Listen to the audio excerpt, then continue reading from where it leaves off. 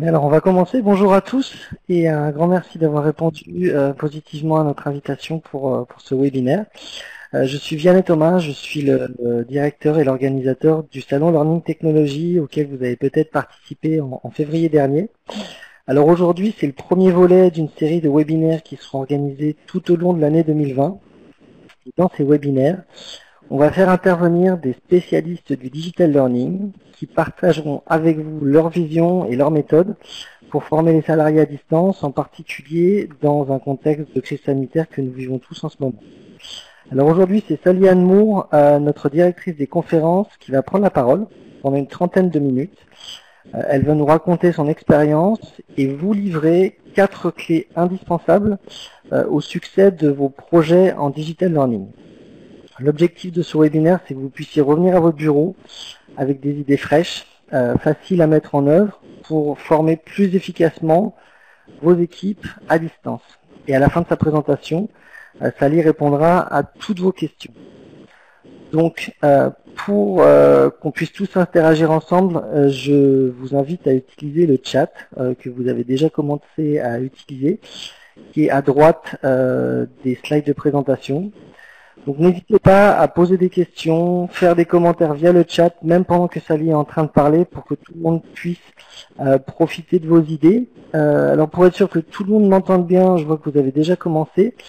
J'aimerais qu'on fasse un essai tous ensemble et je vous invite à utiliser le chat pour me dire où vous êtes en ce moment, si vous êtes en télétravail ou de retour au bureau, et quel temps il fait chez vous en ce moment.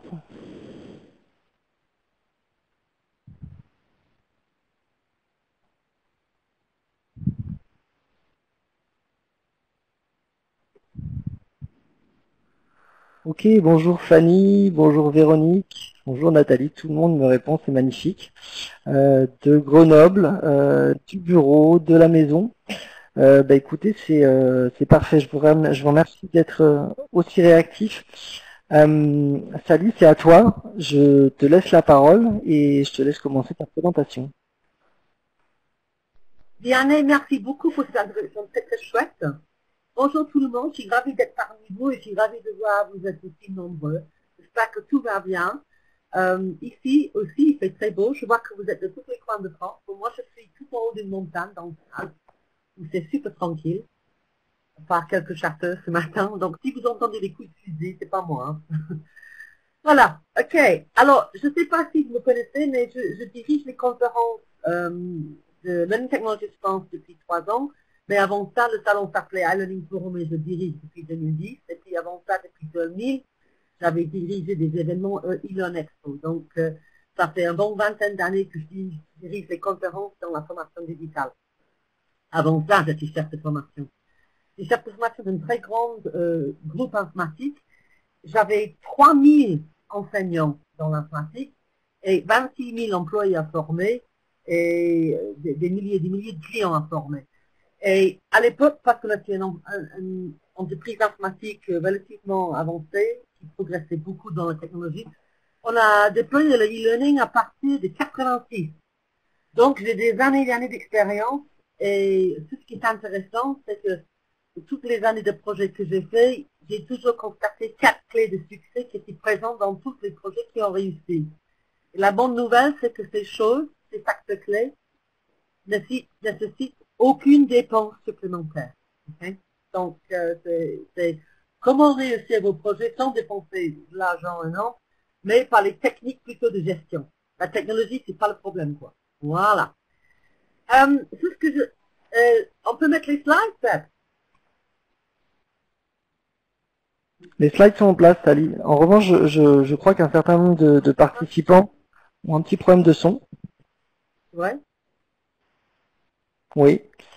Moi, je t'entends bien.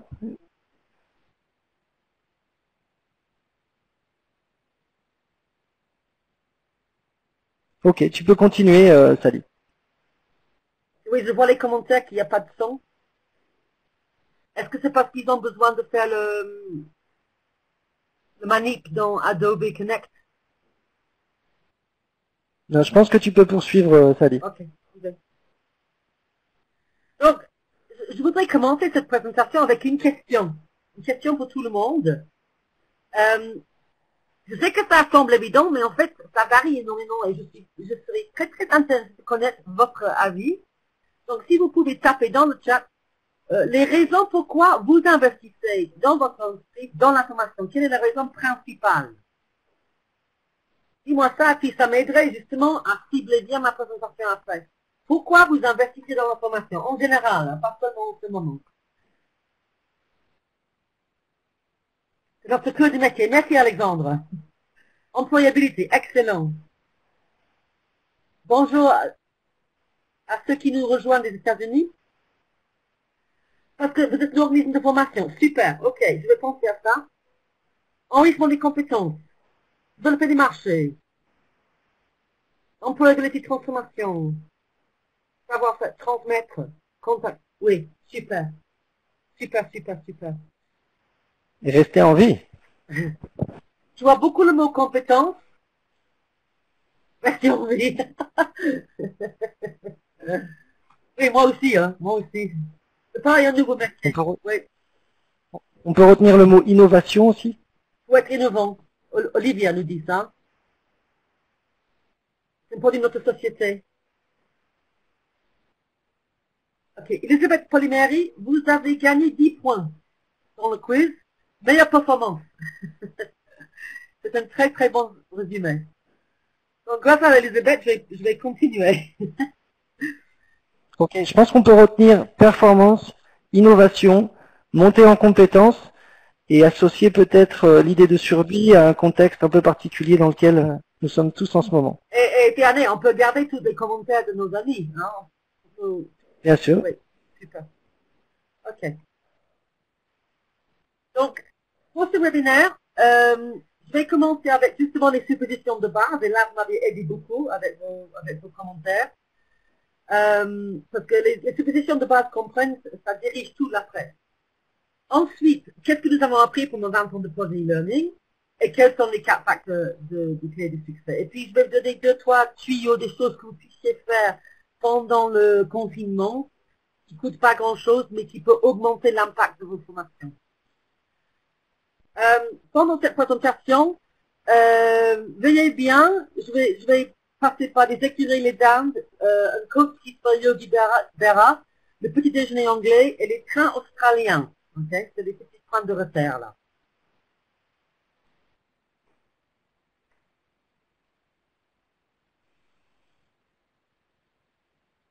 Est-ce que, avant que je pars dans cette présentation, est-ce que vous avez parmi nous des questions qui sont très très importantes? Parce que je ne veux pas qu'on arrive à la fin et il n'y a pas le temps pour les questions ou on n'a pas tout le temps. Donc s'il y a quelque chose de très important, dis-le moi maintenant et je ferai mon mieux de le couvrir pendant la présentation. Alors n'hésitez pas à poser vos questions, je vais les retenir pour qu'on puisse toutes les inclure. Vianney va me faire la curation là. Donc si vous avez des questions de manière, de trucs urgents ou chauds, le webinaire, alors, oui, le webinaire est enregistré et l'enregistrement serait disponible après.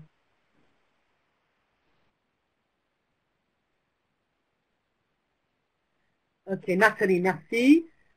Quelle technologie utiliser? Est-ce que la sécurité...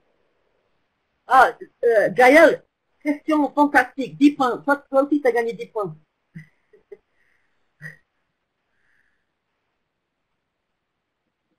Tuto efficace, oui. Isabelle, je vais couvrir ça, oui. Oui, ok. Comment ça, oui, ça aussi. Nasser, j'ai un slide spécifique pour ça parce qu'en plus, c'est ce que je fais en ce moment. Parce que je suis aussi un prestataire, je donne des cours de communication dans les grandes organisations en Genève et je suis en train de justement convertir tout en distanciel. Et j'ai pas mal d'expérience là-dessus, donc on va parler de ça, oui. Comment communiquer enfin? Oui, oui, Stéphanie, oui. Je vais couvrir ça. Comment créer un contenu sans passer par un prestataire? Très bonne question, Nicolas. 10 points pour vous aussi. Comment aider ceux qui ont des faibles compétences biotiques? Oui, c'est difficile, hein. Comment engager? Oui, Philippe, oui. Très important. Parce que l'engagement, c'est un gros problème. Hein. Ouais. Il y a même cette semaine un papier, white paper de Cornerstone sur pourquoi vos employés ne sont pas accrochés à la formation et pourquoi ils sont désengagés. Et je vais couvrir ça aussi. Hein. Ok. Sally, je pense que pour qu'on soit bien dans le timing pour tout le monde, qu'on enchaîne sur la prochaine slide et la première slide. Ok, on y va. Alors, je parie qu'actuellement, il y a plein de gens qui, y compris mes clients à moi, qui sont pressés de passer de présentiel en distanciel. Et c'est pas le PDG qui a demandé, c'est pas le directeur français, c'est pas le DRH, c'est Covid-19 qui nous met la pression. Hein. Donc c'est un moment extraordinaire pour nous, parce que nous, les chefs de formation, ça fait un moment qu'on essaye d'avancer avec la formation digitale, et il y a eu beaucoup d'obstacles. Mais maintenant, il y a une impératif. Donc pour moi, c'est important. Et pourquoi j'ai fait ce webinaire avec vous, c'est justement, je veux pas qu'on loupe la case, justement. Donc, est-ce qu'on est préparé? Ah. Alors, la première chose qu'il faut dire, c'est que, et vous avez dit ça dans vos commentaires, mais le raison principale d'investir dans la formation, ça doit être d'augmenter la performance, l'individuel et l'organisation. Et ça passe par les compétences, évidemment. Donc, ça, c'est la raison principale. Aussi, quand on parle de compétences, il faut qu'on distingue bien entre compétences et connaissances. Hein. Donc, la compétence est composée de savoir, le savoir-être et le savoir-faire. Ces choses sont indissociables. Mais si on veut regarder la performance, c'est quand on prend les compétences et on les déploie pour faire du travail qui augmente la valeur. Donc, en fait, la chose qu'on veut, nous, les chefs de formation, c'est que les gens, suite à la formation, travaillent différemment, travaillent mieux. Donc, je vais en parler de ces dimensions, parce qu'il y a le travail et le travailleur. Et un des problèmes du passé avec l'e-learning, c'est qu'on a l'utilisé comme essentiel. Et voilà, une petite histoire. Vous connaissez tous le professeur Einstein. Dans les années 20, un journaliste de Time Magazine est allé le voir à Santa Barbara, a fait un entretien avec lui, et à la fin, il m'a demandé, est-ce que je peux vous téléphoner si jamais j'ai des questions? Et Einstein répond bien sûr oui. Donc le journaliste dit, c'est quoi votre numéro de téléphone? Et Einstein, à son très grand étonnement, a regardé dans le bouquin. Il me dit, mais vous avez un cerveau énorme comme la planète, mais vous ne connaissez pas votre numéro de téléphone? Et Einstein a répondu, les choses importantes, très importantes, je les garde dans mon cerveau, et les choses qui ne sont pas importantes, que je puisse référencer, je ne prends pas la peine de les mémoriser. Et trop souvent, j'ai vu les e-learning utilisés comme justement une gestion de connaissances. Et nous, tout ce qu'on devrait faire, c'est donner des formations qui augmentent la performance au travail, ce qui comprend bien sûr connaissance, savoir, savoir-être, et surtout un changement d'activité. Donc voilà, je voulais juste marquer ce point entre la différence entre compétence et connaissance. C'est-à-dire, si Einstein ne savait pas répondre au téléphone, ça c'était une autre affaire. Use it or lose it, ça marche très bien en anglais, moins chic en français. Et très simplement, si on n'utilise pas une compétence qu'on vient d'apprendre, on le perd. Donc, il faut, bien sûr, et ça vous savez très bien, il faut associer le travail à la formation, il faut les rapprocher au maximum possible. Ensuite, je voulais vous parler des chiffres typiques qu'on a constatés sur 20 ans de projet. Hein. On sait, si vous avez par exemple, un exemple que je connais bien d'ailleurs, c'était un parcours certifiant pour les informaticiens MSCE, hein, Microsoft System Manager. C'est quelque chose, si vous avez eu cette certification, vous aurez pu gagner beaucoup plus d'argent. Donc, quand Microsoft a mis en ligne tout l'institut pour faire cette formation, voilà les chiffres typiques qu'on a eus, et moi j'ai vu ça dans plein d'autres projets aussi. Si 100 personnes sont inscrites au début, déjà 25% vont abandonner avant d'apprendre quoi que ce soit. Ils abandonnent juste après l'inscription. Mais bon, 75% participent, font de la formation. Mais il n'y a que 15% qui finissent avec le certificat et complètent le parcours et font les évaluations correctes. Et à l'époque, pendant les derniers 20 ans, on a tous cassé la tête, mais pourquoi c'est comme ça? Et ces chiffres sont très, très, très répandus. Hein. C'est quelque chose qu'on voit partout. Et ce n'est pas au top. On n'est pas au top. Certains disent, ah ben c'est pas grave, les personnes sont à la garder tout ce qu'ils cherchaient. Et tout.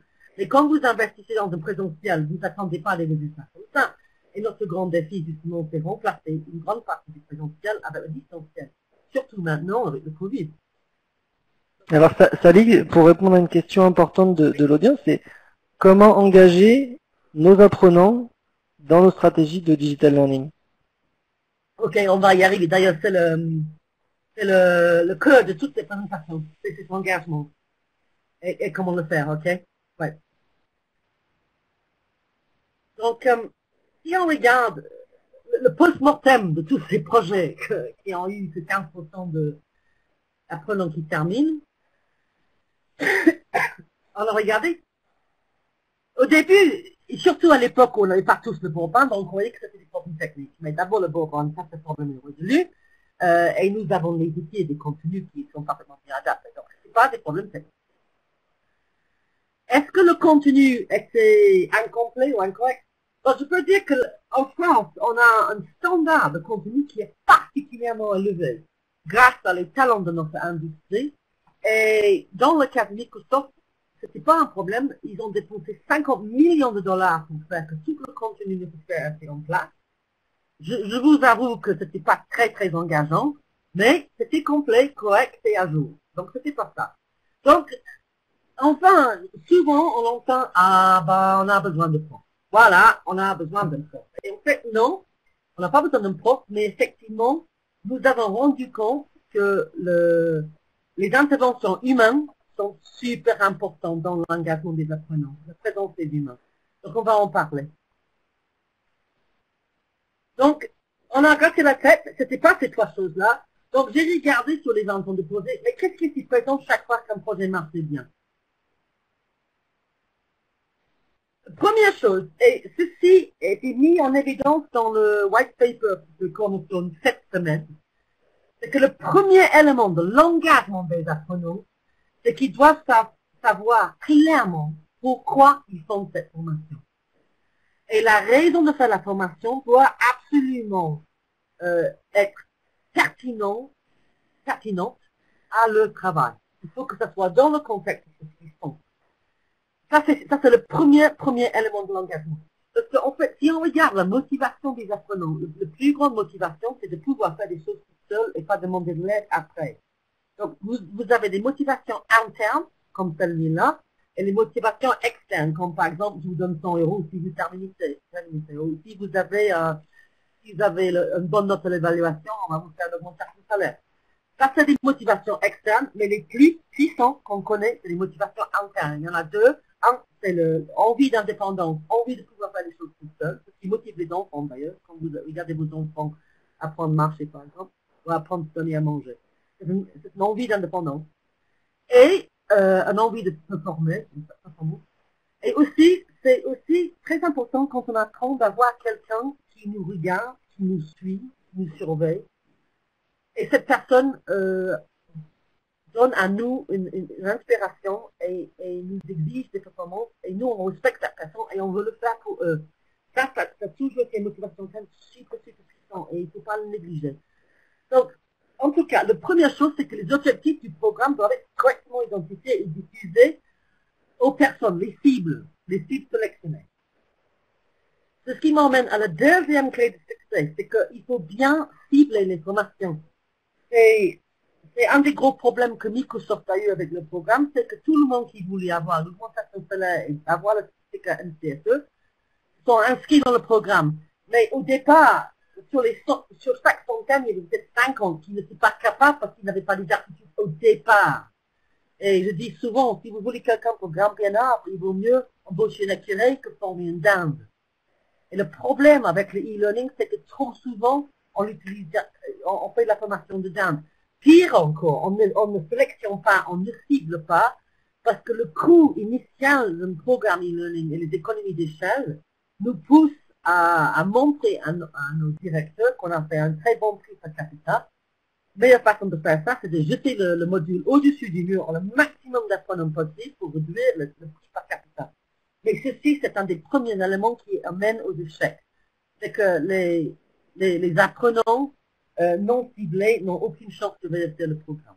Il faut que ça soit, donc, il faut qu'il y ait un objectif clair et qui est relatif au travail des personnes. On va parler plus des objectifs parce que trop souvent, la définition de l'objectif est un peu bizarre. Je vous ai déjà dit que c'est le travail qui fait la valeur ajoutée, donc c'est le travail qui fait le ROI. Donc, il vaut mieux que vous choisissez les objectifs qui sont relatifs au travail des apprenants et non les compétences. Je sais que c'est facile de mesurer les savoirs. Vous faites un test, un quiz, bon, vous allez mesurer les savoirs, mais malheureusement, c'est pas ça qui ajoute de valeur. Donc, par exemple, si vous avez, j'ai eu le cas, une grande entreprise de Systems Integration qui avait un millier de chefs de projet. Et l'entreprise ne faisait très peu de bénéfices. Et la raison pourquoi, c'est que les projets dépassaient dans le temps, dépassaient dans les spécifications, et ils dépassaient les budgets. Et c'était des projets clients, c'était un business. Donc, ça c'est un problème. Donc, on a fixé comme objectif de formation, parce qu'on a décidé, le problème était des compétences du chef de projet, on a décidé qu'on allait fixer l'objectif de ce qu'on appelle les 3 zéros, c'est-à-dire 0 dépassement du spécification du projet, 0 dépassement du budget et 0 dépassement du temps. Donc ça, c'est un objectif qui était clairement diffusé aux chefs de projet. Donc on n'a pas diffusé, par exemple, à ceux qui faisaient la programmation du code ou ceux qui écrivaient des manuels d'utilisateurs. On a focalisé sur les chefs de projet et on a mis ça en place. Et une fois qu'on avait mis ça en place, on savait ce qu'on mesurait. Et donc, on a jalonné le parcours pour atteindre cet objectif et on mesurait le progrès vers cet objectif. Okay? Ça nous a coûté rien, sauf l'implication, bien sûr, les managers des chefs de projet. On n'avait pas besoin d'outils ni de recherche de données parce qu'ils avaient déjà des systèmes de gestion de projet. Donc, on est allé puiser là-dedans pour avoir les jalons du progrès de nos apprenants. Donc voilà, on a défini le chemin et l'objectif en termes du travail et performance.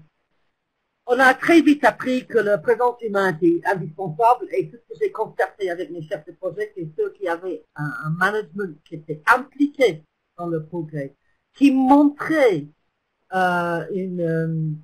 qui demandait souvent aux chefs de projet comment ça va, est-ce que tu progresses, est-ce que la formation te plaît, est-ce que la simulation que tu as fait online, est-ce que ça a bien marché. Des managers qui montraient qu'ils étaient concernés par le progrès de l'équipe ont eu beaucoup plus de succès à la fin que ceux qui étaient seulement technocrates, qui sont fichés, qui ne montraient pas un bon visage humain, quoi. Donc cette présence humaine dont on a besoin, c'est effectivement le directeur des effectifs qui sont en train d'apprendre. Et on va parler. Yep. Sally, est-ce que tu pourrais revenir sur les 3 zéros a priori, un petit problème de son. Il y a une participante qui n'a pas entendu le troisième. Oui, les 3 zéros, oui, Virginie, oui, c'est 0 dépassement de budget, 0 dépassement du temps et 0 dépassement de la spécification du projet. On a dû mettre ça parce qu'on avait des gens super créatifs et ils aimaient bien ajouter ce qu'on appelle les bells and whistles, que le client n'avait pas demandé. Ça nous coûtait de l'argent. Voilà. Donc, le 0 dépassement de temps, budget et spécification, c'est-à-dire le cahier des charges. OK? Parfait. Donc, l'implication du management, quand on parle du engagement des apprenants, l'outil le plus puissant et le moins coûteux que vous avez, c'est le management. OK? Et on va en parler de ça. Vous entendez pas mon accent, que j'ai un peu d'accent britannique, n'est-ce pas? J'arrive pas à me camoufler. Désolé. Est-ce que vous savez, c'est une question, mettez la réponse dans le chat. Qu'est-ce que nous, les Anglais, mangent au petit déjeuner? Vous savez ça? Qu'est-ce qu'on mange au petit déjeuner? Yes! Eggs and bacon! Oui, Gaël, ça a encore gagné 10 points, là. Oui, le petit déjeuner anglais, classiquement, effectivement, c'est toutes les choses. Il y a des haricots, il y a des vignes, c'est dégueulasse, ça. Il y a parfois des champignons, marmite, oui, ça aussi, c'est quelque chose de très complexe. Toast, oui, correct. Mais le cœur de le petit déjeuner britannique, c'est bacon and eggs. Okay. Alors, dans cette petit déjeuner, la poule, elle contribue l'œuf. Mais le cochon est complètement impliqué. OK? Et je vais vous montrer comment, justement, alors cette histoire d'engagement, vous avez besoin d'engager non seulement les apprenants, mais justement la direction. Et le problème avec votre direction, c'est que tout souvent, ils sont cool, quand tout ce qu'il vous faut, c'est des cochons. OK? Et comment, justement, convertir vos poules en cochons, voilà ce que je vous pose. Certains d'entre vous, connaissent déjà le modèle 10-20-70. Hein. Bon, en fait, je faisais partie de l'équipe de recherche initiale à la Société scientifique à Valbonne, dans le sud, dans le Var, dans les années 80, justement sur cette question, et je suis auteur d'un des premiers papiers sur la formation informelle. C'est ce que nous avons compris, et puis avec le chef de projet, on a mis tout ça en œuvre. On a, vous regardez mon graphique, vous voyez 100% en haut, efficacité opérationnelle. Alors, pour nos chefs de projet, le 100% représente justement les 3 zéros. Les projets bien menés, bien gérés, ne dépassent pas de temps, de spécification ou du budget. Donc ça c'était ce que la direction voulait. Et d'ailleurs, après qu'on a mis en place ce projet de formation, les bénéfices ont augmenté de 40 millions de dollars à 800 millions de dollars. Donc c'est pas mal. Hein. Le 100% représente alors cette performance au travail. Et on pose la question, mais où est l'effort dans l'apprentissage pour atteindre cette efficacité opérationnelle désirée par la direction? Bon, ceci, c'est des chiffres approximatifs, mais de nouveau, c'est 20 ans de recherche. À peu près 5% de l'effort, c'est dans la partie cognitive, c'est-à-dire je sais. Par exemple, si je suis en train d'apprendre à des chefs de projet, un outil de gestion de projet qui est basé sur Excel, par exemple, 5% c'est l'effort de comprendre que cet outil avec des colonnes et des rangs et des cellules avec des formules et des étiquettes, et on peut faire ceci, cela et l'autre. Ensuite, 10% plus de l'effort, on arrive à la partie je sais faire. Ok, maintenant, je sais planifier un projet avec cette tableur, je sais entrer les activités, je sais planifier, programmer, mettre les dates, mettre les responsables. Mais voilà. Sally, il y a une question importante, c'est est-ce qu'on pourrait avoir la source des chiffres que tu utilises? Oui, c'est moi-même la source. C'est des chiffres que j'ai collectionnés pendant 2 ans de recherche à Digital Equipment Systems Integration à Sophia Antipolis, dans le parc, à Sophia Antipolis, de 85 à 90. Pendant les 5 ans, on a... Mais ensuite, il y a beaucoup été publié et vous trouvez sur Wikipédia d'ailleurs. Il y a un référence de cette recherche sur Wikipédia sous l'étiquette formation informelle. Mais oui, le gros problème qu'on a constaté, c'est que 75% de l'effort, voire 80, ou entre 70 et 80% de l'effort, c'est quand l'apprenant a appris à utiliser le tableur, a appris à faire un modèle avec le tableur, et maintenant on doit rentrer au bureau et faire un modèle avec le tableur dans les conditions réelles de son travail. Ça, c'est le gros effort dans l'apprentissage pour atteindre l'efficacité opérationnelle. Si, bien sûr, vous ne mesurez que les connaissances et la rétention cognitive, votre boulot est terminé à la ligne d'arc, à la 15%.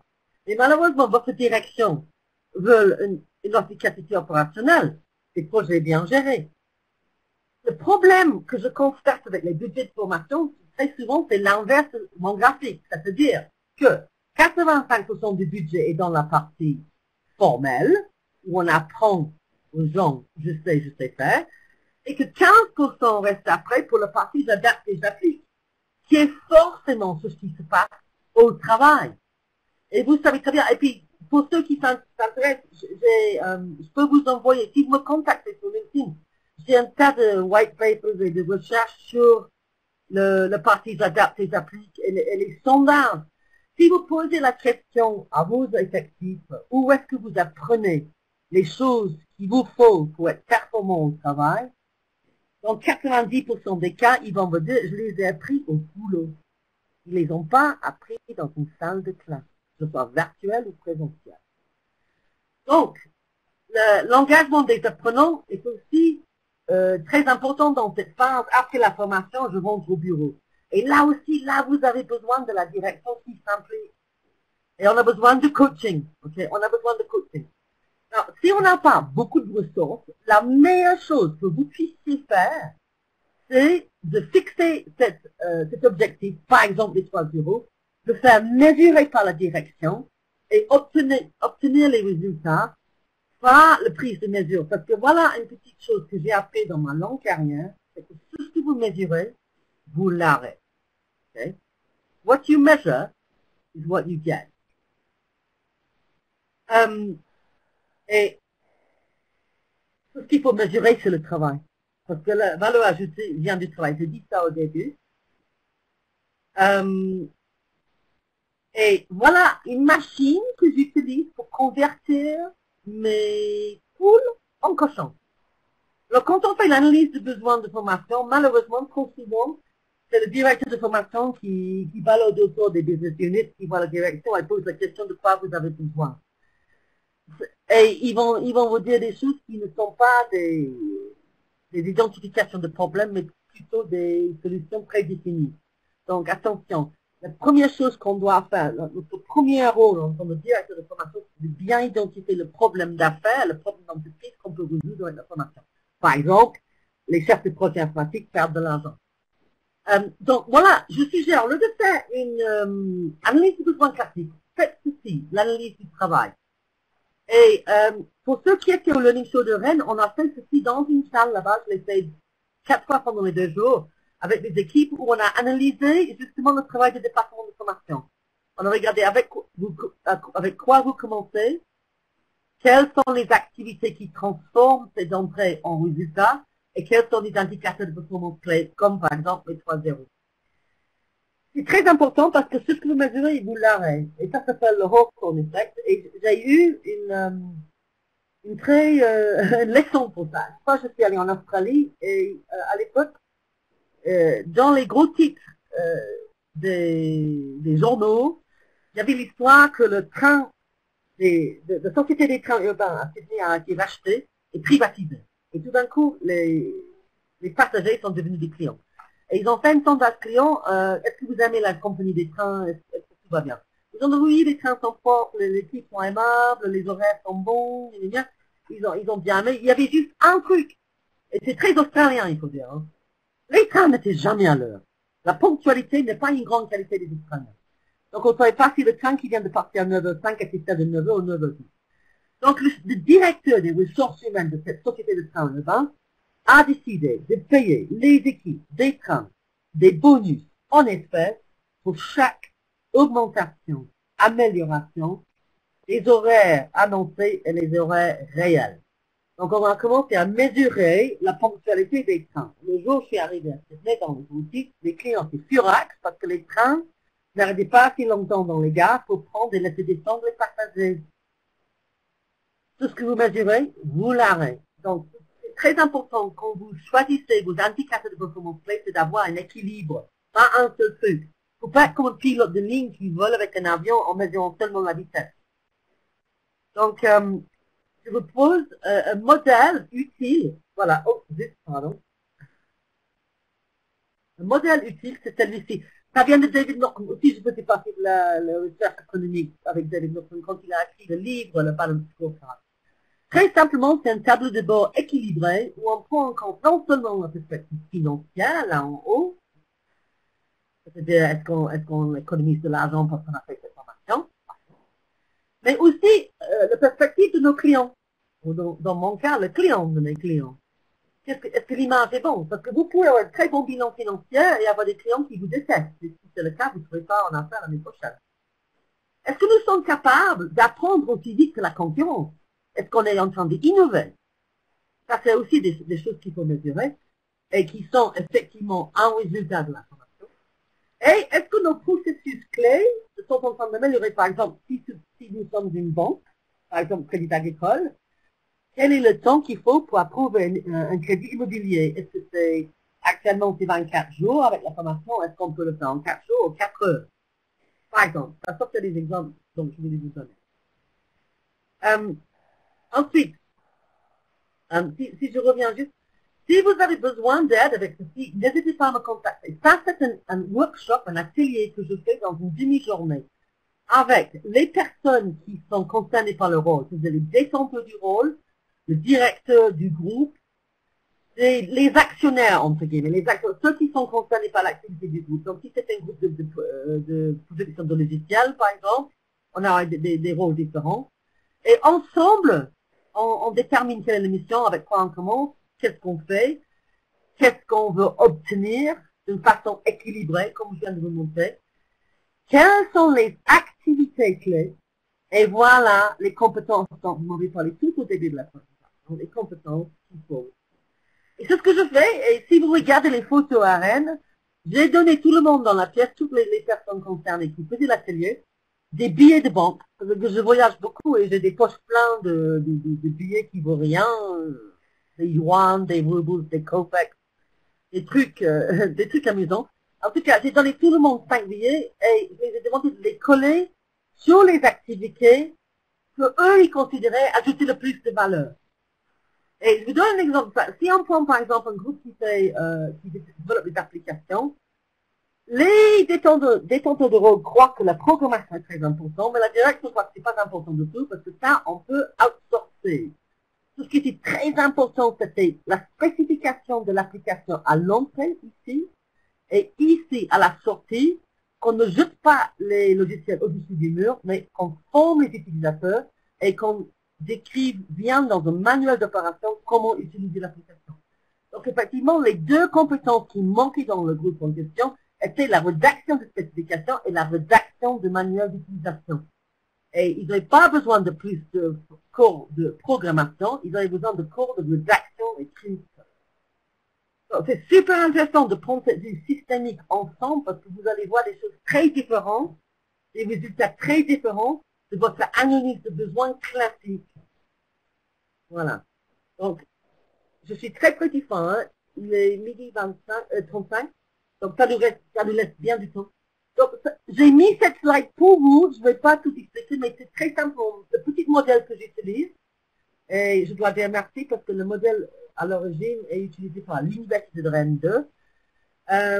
C'est juste une suggestion, comment convertir une journée de salle de classe en distanciel. Okay? Et je l'ai utilisé et ça marche très bien. Voilà. Et enfin, voilà une chose. Alors, engager. Je reviens à la question de l'engagement. Donc, l'engagement des apprenants vient d'abord avec la motivation et la définition de l'objectif qui doit être vraiment pertinent à leur travail. Et le white paper de Cornerstone montre aussi les apprenants qui ne savent pas pourquoi ils font la formation ne sont pas motivés du tout. Et ils ne le feront pas. Et ils ne vont pas terminer. Donc ça, c'est la première chose. Ensuite, l'implication totale de la direction. Et d'ailleurs, si vous avez une entreprise où la direction ne prend pas la formation, ne soyez pas étonnés que les effectifs ne veulent pas prendre la formation non plus. Je vais montrer l'exemple. Et il faut que ça soit vraiment, pas seulement une contribution comme la poule qui donne une œuf, mais vraiment une implication totale comme le cochon. Ici, là aussi, c'est de la recherche que j'ai faite. Il y a des statistiques qui viennent de l'American Society of Behavioral Science.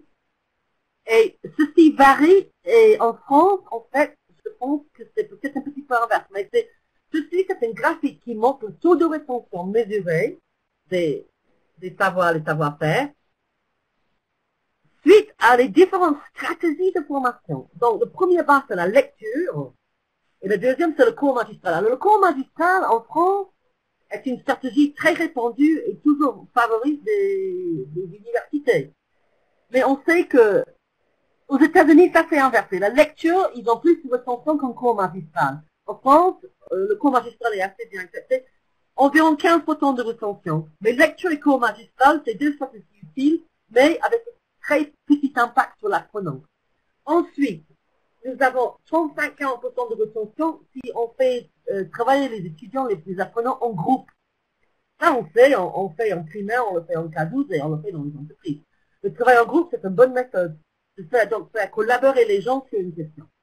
Ensuite, si vous avez les moyens de faire du roleplay ou des simulations, là, la rétention devient beaucoup plus élevée. Donc, quand quelqu'un peut simuler quelque chose, une activité différente, faire des activités, mais sans risque, le taux de rétention et l'apprentissage, l'impact sur l'apprentissage est beaucoup plus supérieur.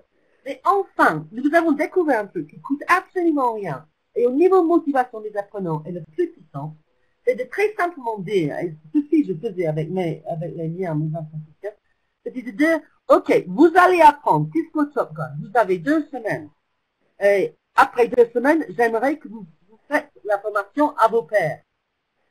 Et ça, de dire à quelqu'un, vous allez former vos pairs, tout d'un coup, par tous les moyens possibles, parce que tous les chemins mènent à Rome, ils y vont. Hein. Parce que l'idée qu'eux doivent former quelqu'un d'autre est la plus puissante engagement. Et ça vous coûte rien. Mais c'est une stratégie que vous pouvez déployer avec vos distanciels, vos présentiels, votre coaching. C'est de simplement dire, voilà, la preuve que vous avez tout appris, c'est que vous allez donner le cours. Voilà. Et ça, mes amis, c'est mon dernier slide. Est-ce qu'il y a des questions? Bon, parfait, Sally. Un grand merci. Je pense qu'on a tous appris des choses aujourd'hui. Moi, j'aimerais revenir sur une question qui est revenue plusieurs fois par rapport au ROI. En gros, c'est comment on mesure le ROI d'une formation digitale. Et puis, vous voyez sur le slide là, il y a une photo de Yogi Berra, le coach de New York. Et je l'ai mis parce que lui, il a dit, si vous ne savez pas où vous voulez arriver, vous allez arriver ailleurs. Et ça, comme les accurés et les dames, c'est quelque chose que je trouve un peu pandémique dans la formation. C'est que où on veut arriver, c'est pas clair. Donc, les ROI, alors, mesurer les ROI, c'est relativement simple si vous avez pris une vue activité. Si vous mesurez que des compétences, les savoir-faire, les savoir-être et les savoirs, il n'y a pas de ROI forcément, parce que les compétences ne sont qu'une entrée, pas un résultat. Quand on fait le travail, on commence avec les compétences, on fait le travail, on change l'état de quelque chose, et quand on a un delta entre l'état avant et l'état après, déterminé en termes de valeur ajoutée, là, nous avons un ROI. Donc, si je prends l'exemple de mes chefs de projet à Sophia Antipolis, c'est effectivement pas difficile de mesurer les bénéfices. En fait, le programme a pris 18 mois en total et on a mesuré les bénéfices des projets. Et en commençant par les 3 zéros, donc 0 dépassement du temps, du budget, de certification, et à la fin de l'exercice, le total du bénéfice, qui était énorme en fait. C'était très très simple. Mais ce qui était très intéressant sur mon groupe, il y avait un millier de chefs de projet. Il y avait certains qui ont atteint les 3 zéros en 6 mois, et certains qui ont pris jusqu'à 18 mois à la fin du programme. Et la différence entre les deux groupes, ce n'était pas les outils. Ce n'était pas parce qu'il y avait un groupe stupide ou un autre groupe intelligent, ou il y avait un groupe qui avait des clients difficiles. Ce n'était pas ça du tout. La grande différence entre les deux groupes, c'était le manager. Et ça m'a appris beaucoup. Donc, le groupe qui ont fini en 6 mois et qui ont réussi à faire les 3 zéros rapidement et qui ont vraiment bien suivi la formation, était géré par un Libanais d'un charisme exceptionnel et qui était vraiment concerné par le bien-être de ces chefs de projet et qui était très très impliqué et qui suivait de près et qui prenait des mesures tout le temps. Et l'autre groupe était géré par un Anglais qui était très technocratique et très concerné à l'époque entre les guerres religieuses entre Microsoft, Apple et d'autres systèmes d'opération. Et quand il voyait ces équipes, il les parlait des choses techniques. Il ne parlait pas de leur vie en tant d'humain et leur apprentissage et leur vie de chef de projet. Il parlait de la technologie. Donc, c'était une leçon très importante pour moi parce qu'on a mesuré justement le programme et la différence des deux groupes était choquant. Donc, j'ai appris ce jour-là à quel point l'implication de l'élection est super importante. Ça ne coûte rien. Il n'y a pas d'outils. Il n'y a pas de baguette magique. Il faut que vous êtes dans un discours avec eux sur la performance et l'activité. Et c'est l'activité qui donne le ROI.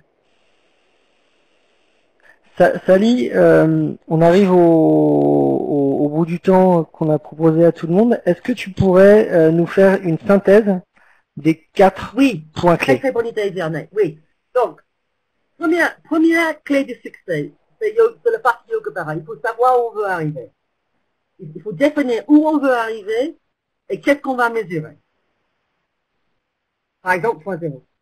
Ensuite, il faut bien sélectionner le site. C'est pas la peine de mettre une formation chef de projet en ligne si c'est pas les chefs de projet qui le font. Il ne faut pas jeter au-dessus du mur à tout le monde et former les dames. Ça va pas. Ça, c'est la première raison des échecs. Donc, l'objectif bien défini, où on veut arriver. Les jalons du progrès bien mesurables. Sélectionnement du cible, des apprenants. qui ont la chance de réussir, qui ont la possibilité de réussir. Et enfin, l'implication totale de la direction. Ça, c'est la chose qui manque très souvent. Et dans les entreprises où ils disent, il faut former les employés, mais la direction ne prend aucune formation, c'est pas bon, c'est hypocrisie. Donc, il faut qu'ils soient impliqués, et la meilleure façon de les impliquer, c'était ma petite machine qui convertit les poules en cochons, qui était l'analyse du travail. Parce que c'est le travail qui donne le ROI, et c'est le travail qui ajoute la valeur.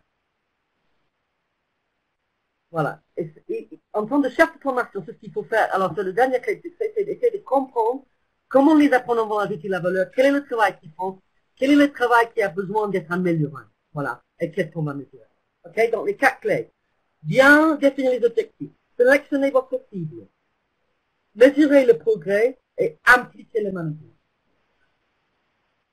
OK? Ok, un grand merci Sally et un grand merci à tous pour votre... Pour répondre à une question qu'on avait tout au début, ces stratégies de gestion sont absolument pertinentes maintenant et je ne sais pas qu'on loupe la case et ne pas impliquer le management parce que c'est le Covid. Je vois énormément de formations qui passent dans les emails chez moi où on leur fixe cela et l'autre pour aucune raison claire. Donc, je ne suis pas accroché. Yes, sorry, Vinny. Please say. No problem. Donc un grand merci à tout le monde pour votre temps aujourd'hui et pour ce premier webinaire qui sera le premier d'une série. J'espère que ça vous a donné des pistes et des idées. Et vous pourrez revoir le webinaire sous 48 heures sur le Digital Hub de Learning Technology France. Donc vous voyez l'adresse ici. Et vous pourrez télécharger toute la présentation de Sally. Donc si vous avez des questions à lui poser, vous pourrez aussi le faire. Si vous avez des questions sur les événements liés à Learning Technology, n'hésitez pas à nous écrire. Et portez-vous tous bien, passez une belle journée et on vous dit à très très vite. Grand merci. Et merci à tout le monde.